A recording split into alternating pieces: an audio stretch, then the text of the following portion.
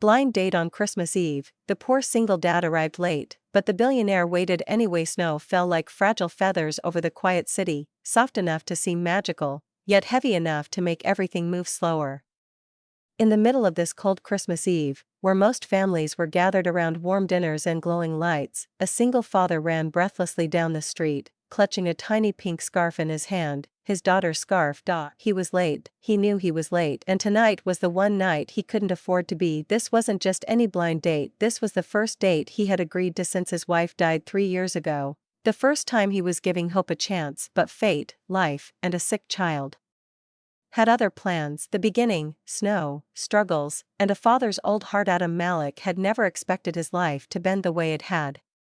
One moment, he was a young, hopeful man with a loving wife and a bright future.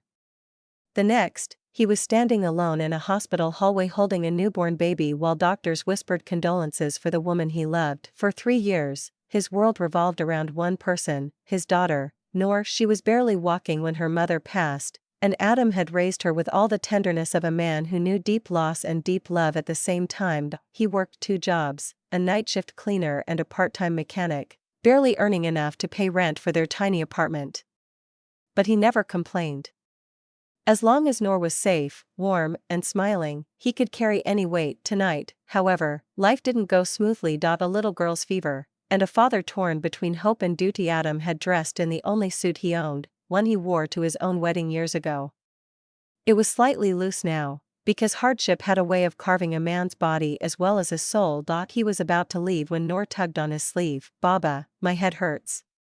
Her forehead was warm, too warm. In that moment, every plan disappeared. No blind date. No hope, only responsibility. He rushed to the pharmacy, held Noor in his arms, soothed her until her fever lowered, and watched her fall asleep. By the time her breathing steadied, the city clock had already struck the time he was supposed to be sitting at the restaurant. He sighed and whispered into the dim room, maybe love isn't written for me anymore. But a tiny voice answered. Noor, half asleep, murmured, Baba, don't be sad. Mama would want you to go. His heart tightened. He waited until her breathing softened fully, wrapped her in blankets, locked the door, asked his elderly neighbor to check in every hour, and then he ran. Not for himself, but for hope, for the possibility that maybe, just maybe, life could offer him one more chance at happiness. Meanwhile, the billionaire who waited across the city, Sabrina Khan, a young billionaire businesswoman, sat alone inside the softly lit restaurant. She wore a simple cream sweater and long winter coat, no diamonds, no designer brands, nothing to indicate she was richer than half the country. Her success had come early. Too early. While everyone saw luxury, she lived with loneliness. Boardrooms replaced friendships. Property replaced people. She had built an empire but lost the warmth of connection. When her best friend signed her up for a blind date, she laughed it off.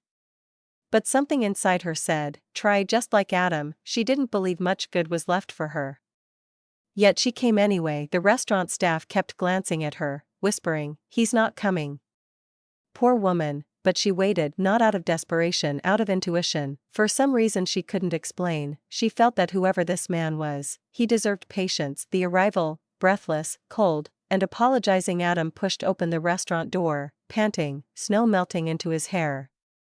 He looked completely out of place in the elegant setting. People stared. One waiter frowned. A couple snickered. But Sabrina, she simply stood. Her eyes widened, not in judgment, but in surprise, maybe even recognition of a soul carved by struggle. I'm so sorry, Adam said immediately, his voice shaking. My daughter, she's sick, she needed. I understand if you want to leave. Sabrina stared at him for a long second, then she smiled softly. You came. That's what matters. Her voice was warm, steady, kind, a tone he had not heard in years. He exhaled, relief washing over him. Thank you. I really didn't think you'd wait. I almost didn't, she said honestly. Then she looked into his tired, honest eyes. But something told me to. And so, their night began. 2 opposite worlds sitting at the same table. From outside, they looked mismatched. She, elegant and calm, with a grace that came from privilege. He, worn and humble, with hands rough from work and life. But at the table, something unexpected happened. They talked, really talked. Adam spoke of Noor, how she loved drawing stars, how she believed her mother lived in the brightest one. Sabrina listened, not with polite nods, but with genuine tenderness. She shared her own story. How her wealth never filled the emptiness her parents' divorce left behind, how she longed for a normal life, a real family, a connection untouched by status. For the first time in years, they both felt seen. The challenge, judgment from the world. When their food arrived, two men at the next table whispered loudly, "She's with him. That doesn't make sense. He's probably after her money." Adam heard, his shoulders tensed. Old shame returned. "I should leave," he whispered. "I don't belong here." Sabrina's eyes sharpened.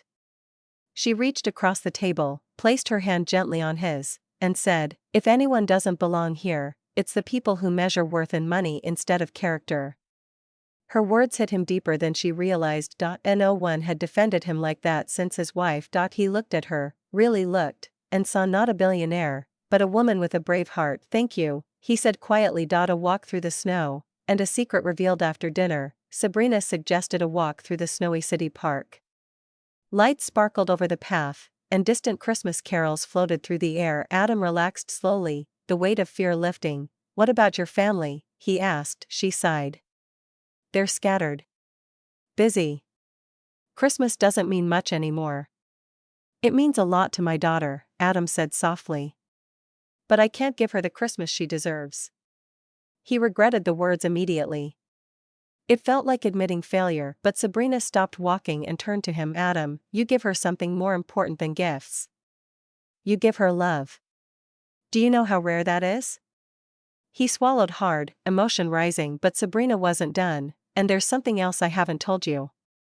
She hesitated, then breathed in, "I'm the owner of the Kahn Foundation." Adam froze. The Kahn Foundation was the same place he had applied to weeks ago, hoping for a better job, any job. He never heard back. He lowered his gaze, embarrassed. "I'm sorry. I didn't mean to, I didn't know." "Adam," she interrupted gently, "I didn't tell you to impress you. I told you because I checked the applications myself tonight. And I saw yours." His heart almost stopped. "Your experience, your resilience. I want you on my team." He stared at her, speechless. This wasn't charity, it wasn't pitied, it was recognition. The turning point, a phone call that changes everything. Suddenly, Adam's phone rang, his neighbor's number. His blood ran cold. He picked up immediately. "What happened? Is Noor okay?" The neighbor replied, "She woke up crying for you. She's scared." Adam turned pale.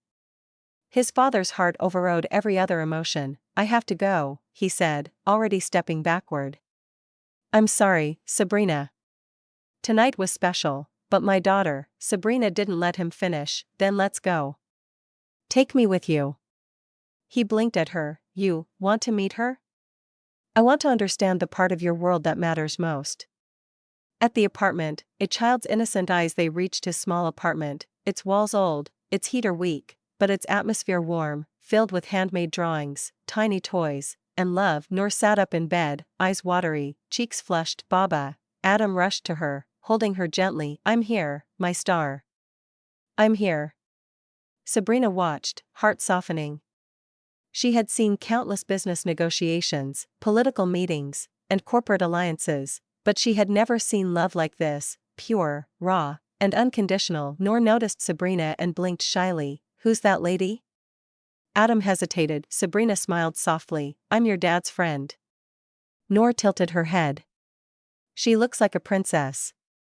Sabrina laughed, genuinely, warmly. "Thank you, Noor. You're beautiful too." In that tiny moment, something shifted. A door opened. A connection formed. A Christmas Eve like no other. Hours passed in quiet conversations. Sabrina sat by Noor's bed, reading her one of the storybooks lying around. Noor held her hand as she drifted back to sleep. Adam watched, heart full in a way he hadn't felt in years. When Sabrina finally stepped into the living room, she looked emotional. "You're raising an incredible girl." He nodded. "I'm trying." "You're doing more than trying." Silence filled the room, gentle, warm, full of possibilities. The confession, a new beginning. As the first light of dawn touched the window, Sabrina finally spoke the words she had kept inside all night. "Adam, you don't know this, but I almost cancelled tonight's date. I thought no one would ever see me for who I am inside. But then you walked in, late, cold, exhausted, and you still apologized like the world mattered. You care so much. You love deeply. And that's rare. Adam's eyes glistened. Sabrina. I thought my story ended with loss. But tonight, you brought something back into my life. She stepped closer. He didn't move away. So what happens now? She whispered. He smiled softly. Whatever happens, let's write it together.